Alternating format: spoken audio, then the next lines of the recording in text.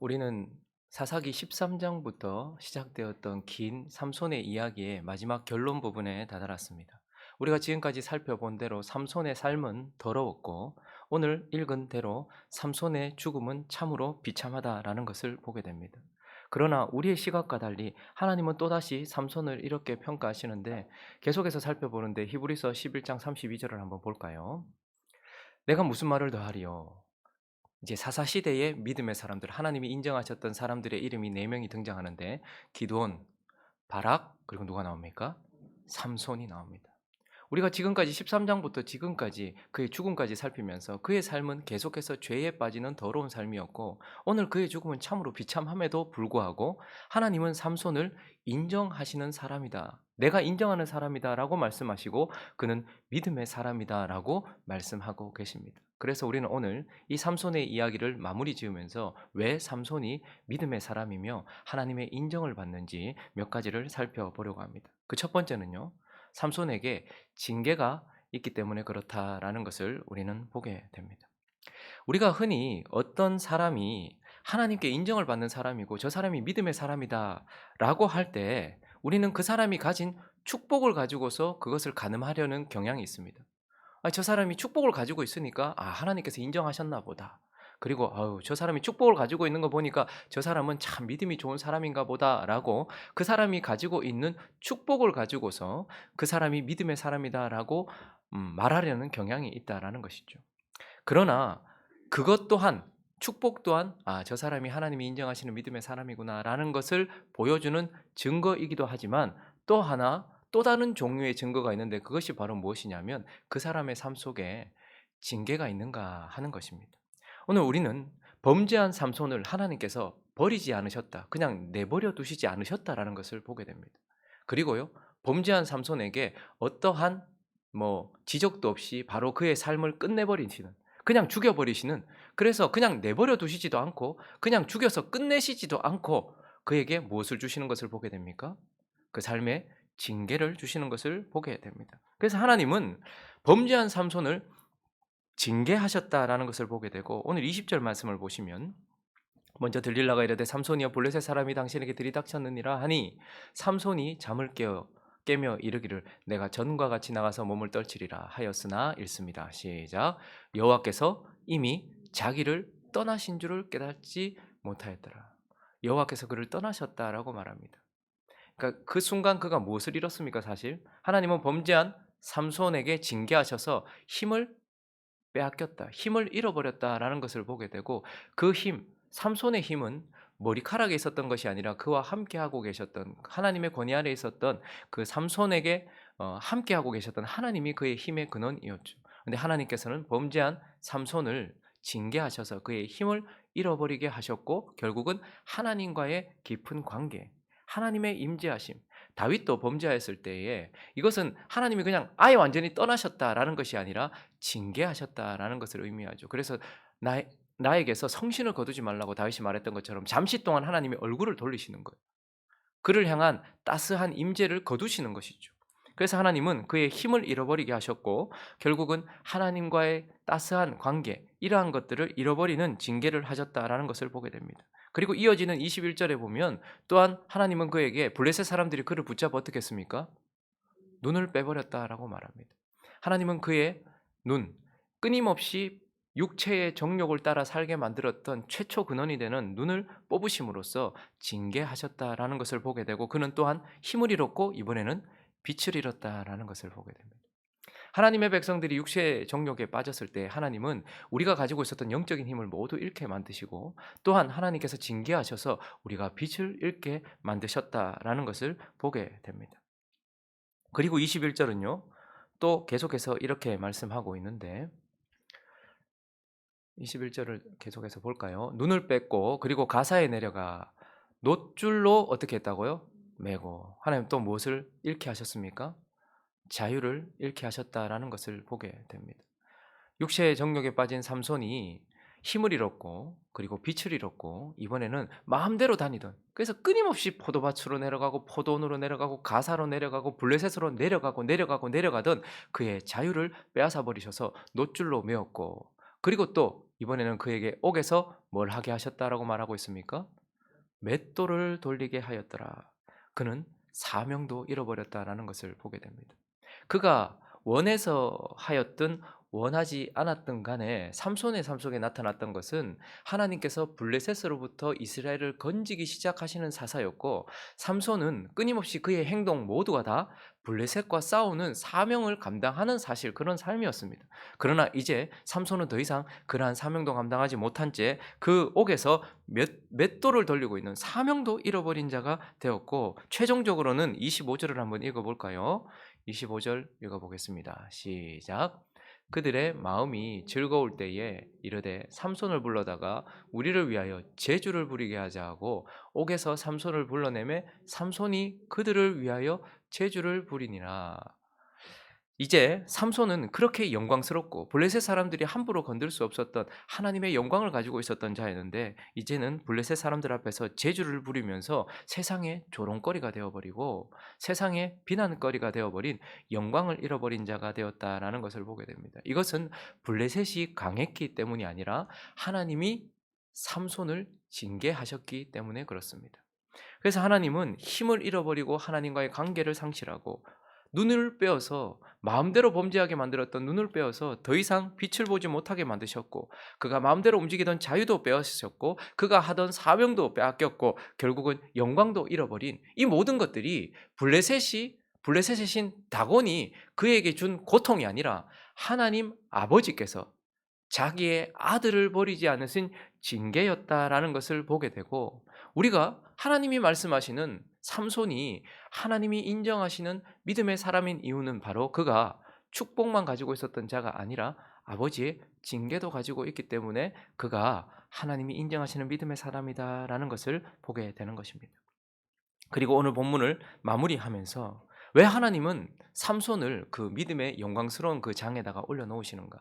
삼손이 하나님께 인정을 받고 믿음의 사람이라고 선포되어지는 이유, 그 두 번째는 삼손에게는 하나님이 계시기에 그렇습니다. 늘 하나님이 있기 때문에 그렇다라는 것입니다.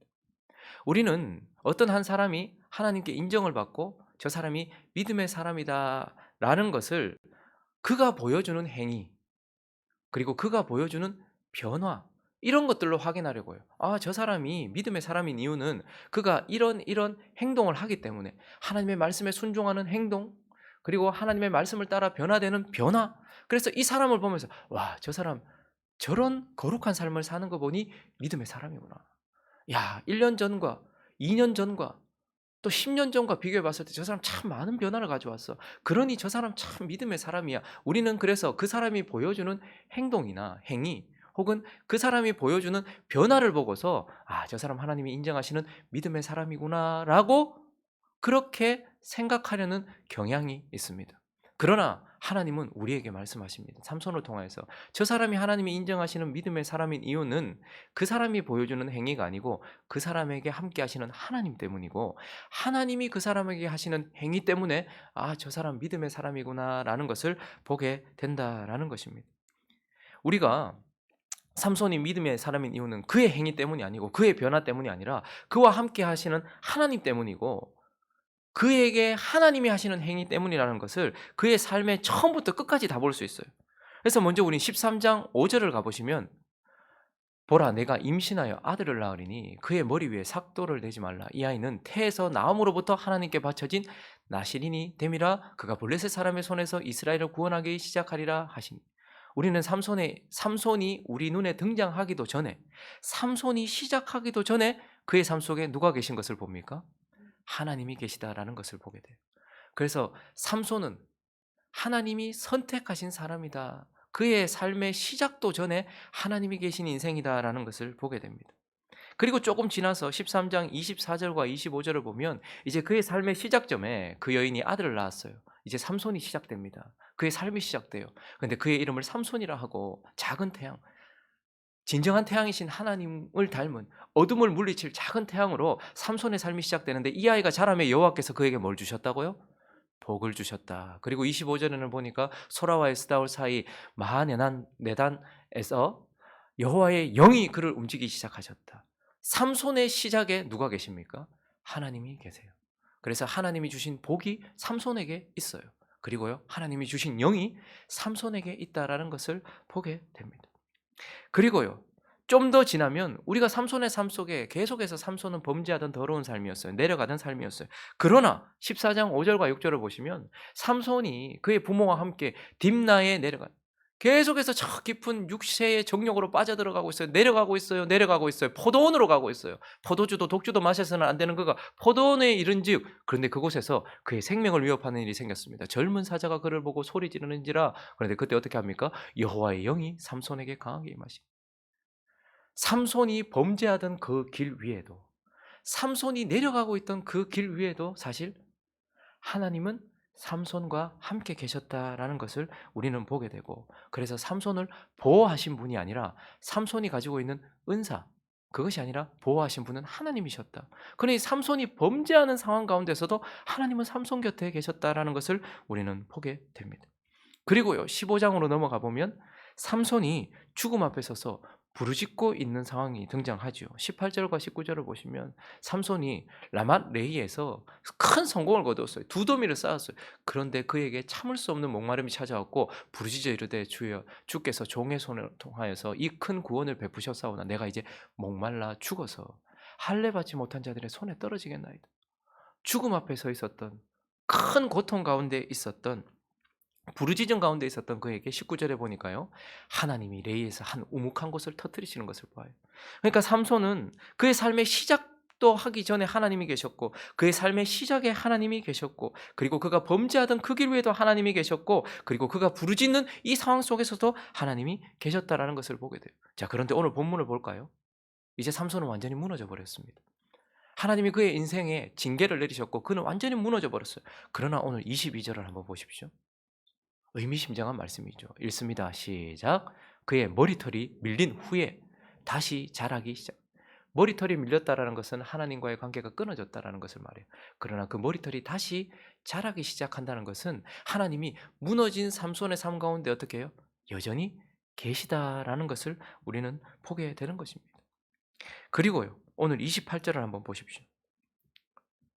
그가 그의 인생 사사로 있었던 20년 동안 그의 부르짖음이 딱 두 번 나타나는데, 오늘 마지막 그가 죽기 전 하나님께 부르짖는, 블레셋 사람들 앞에서 부르짖는 소리가 들립니다. 삼손이 여호와께 부르짖어 이르되, 주 여호와여 구하옵나니 나를 생각하옵소서.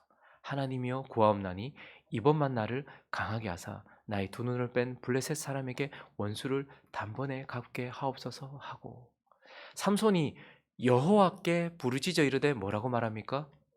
주 여호와라고 말하고 있어요. 이제 그의 상한 마음 가운데 하나님은 그 마음 속에도 계셨다라는 것을 보게 돼요. 삼손이 계속 더러운 삶을 살았고 포도주와 독주와 정욕과 이런 것들이 지배를 받았지만, 그러나 하나님은 그 무너진 삶 속에도 계셨고 그 깨어진 마음 속에도 여전히 계셨다라는 것을 보게 되고, 그리하여서 그의 삶에 하나님이 함께 계셔서 22절을 통해서 머리가 자람으로써 하나님이 함께 계셨기 때문에 회복이 이루어지는 것을 보게 되고, 그 마음속에 하나님이 계셨기 때문에 지금 그가 돌이키는 것을 보게 되는 것입니다. 회개할 수 있도록 하나님께서 일하셨다라는 것을 보게 됩니다. 자, 그리고 이제 30절을 보니까요, 삼손이 이르되 블레셋 사람과 함께 죽기를 원하노라. 여러분, 죽기 원한다고 다 죽을 수 있습니까? 블레셋 사람과 죽기 원한다고 다 죽을 수 있습니까? 그러나 그가 힘을 다해서 몸을 굽혀서 그 신전을 바치고 있었던 두 기둥 사이에서 신전의 기둥 그것을 밀면서 허리를 굽히면서 내가 그들과 죽기를 원한다라고 했던 그의 마지막 행동, 그것이 그에게 하나님께서 함께 하심으로써 사명이 되게 하셨다라는 것을 보게 돼요. 그래서 그가 살아있을 때 죽였던 블레셋 사람보다 그가 마지막 행동, 죽으면서 죽였던 블레셋 사람들이 훨씬 많았다라고 말하면서 하나님은 그의 마지막 몸부림에도 함께 계셨고, 그리고요, 그 마지막 몸부림이 사명의 감당에 사명을 감당하도록 해주셨다라는 것을 우리는 보게 되고요. 마지막으로 31절을 읽어볼까요? 이제 삼손의 마무리입니다. 여느 사사들과는 달라요. 대부분의 사사들은 그가 몇 년에 뭐 죽었더라, 평안이 몇 년 있었더라 이렇게 얘기해요. 그런데 이 마지막 사사 삼손의 죽음은 이렇게 표현되고 있습니다. 같이 읽습니다. 시작. 그의 형제와 소라와 에스다올 사이 그의 아버지 마노아의 장지에 장사하니라. 삼손이 이스라엘의 사사로 20년 동안 지냈더라. 여러분, 그가 그 신전에 파묻혀 버렸어요. 블레셋 5방백까지 포함해서 거기 있었던 3천여 명 가까이 되는 사람들과 같이 파묻혀 버렸어요. 그러나 하나님 어떻게 하십니까? 그를 그대로 버려두시지 않았어요. 그의 형제와 아버지의 온 집이 그를 수습하는 것을 보게 돼요. 그리고요, 그 시체를 가지고 처음으로 삼손에 등장하는 한 단어가 나타납니다. 그의 시체를 가지고 어떻게 해요? 올라가서. 드디어 삼손이 그의 삶에 처음으로 그의 죽음을 통하여서 올라갔다라는 것을 보게 돼요. 소라와 에스다올은 삼손이 하나님의 복을 받고 그의 영이 그를 움직이기 시작하던 첫 번째 시작점이었고 거룩했던 시작점이었습니다. 그런데 하나님은 삼손을 거기에 버려두지 않으셨어요. 그의 형제들과 아버지의 손을 통하여서 그를 다시 처음 거룩한 곳으로, 그가 처음 시작된 곳으로, 그곳으로 올라오게 하심으로써 하나님은 삼손의 처음부터 끝까지 함께 하셨다라는 것을 보게 됩니다.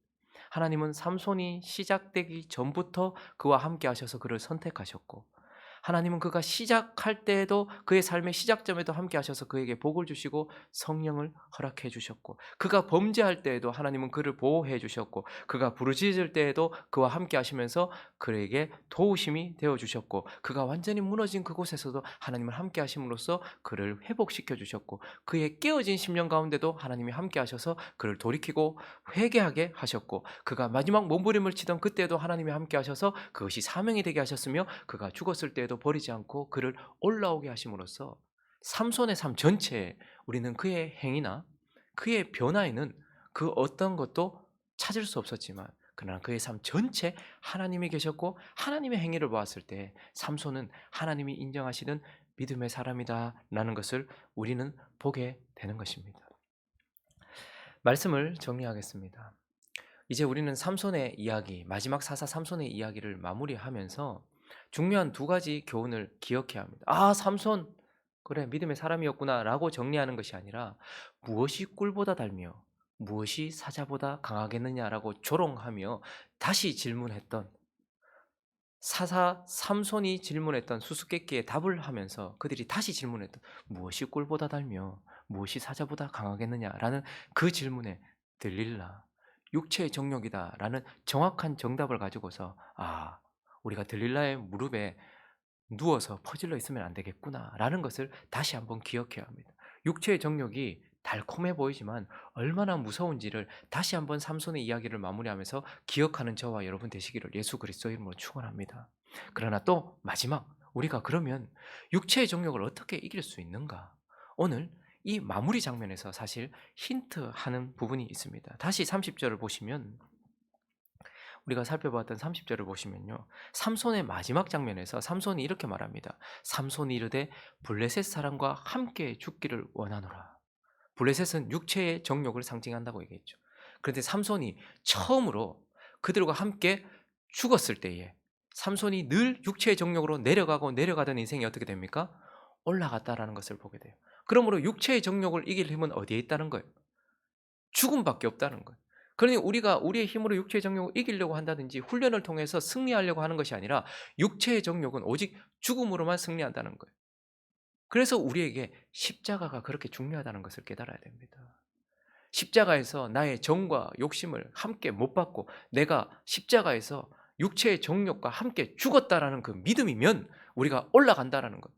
나는 결코 내려갈 수밖에 없는, 육체의 정욕에 빠져서 내려갈 수밖에 없지만, 그러나 오늘 삼손이 내가 블레셋 사람과 함께 죽겠노라 라고 말하면 죽었을 때 그가 올라갔던 것처럼, 내가 그리스도와 함께, 육체와 함께 십자가에서 죽었다라는 그 믿음이 있다면 우리는 육체의 정욕을 이기고 올라갈 수 있는 자들이라는 것을 기억하면서, 2가지 삼손을 통하여 육체의 정욕이 얼마나 강한지, 그것은 우리가 경계해야 되는 무서운 드릴라다라는 것을 기억하시고, 또 한 가지, 육체의 정욕은 그러니 어쩔 수 없구나라는 것이 아니라, 함께 죽을 때에, 십자가가 있을 때 육체의 정욕을 이길 힘은 보혈의 능력, 주의 보혈, 그 십자가에서 내가 함께 죽었다라는 그 믿음이면 육체의 정욕도 이길 수 있다라는 것을 기억하면서 우리도 블레셋과 함께 죽었던 삼손이 올라갔던 것처럼 올라가는 인생이 되어야 되겠다라고 다짐하며 삼손의 이야기를 마무리하는 저와 여러분 되시기를 예수 그리스도 이름으로 축원합니다.